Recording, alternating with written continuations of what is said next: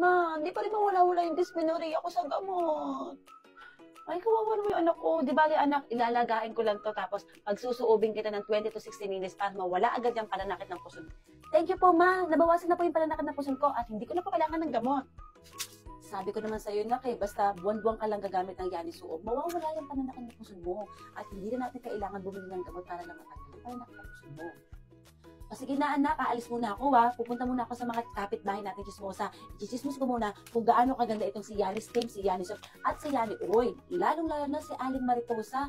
Laging may UTI yun. Kaya nga magagamitin ko siya ng Yani Soap, pa rin na rin ng ating Yani Oil, at pagsusuubin ko rin siya ng kanyang pechay para naman matanggal yung UTI niya. Nakakaawa naman kasi siya Buwan-buwan na lang siya nagpapadoktor sa kanyang OB para hindi na siya mayat maya magpa-OB at uminom ng kung anong-anong gamot. Kasi mamaya na lang ulit nakapahinga ka muna dyan.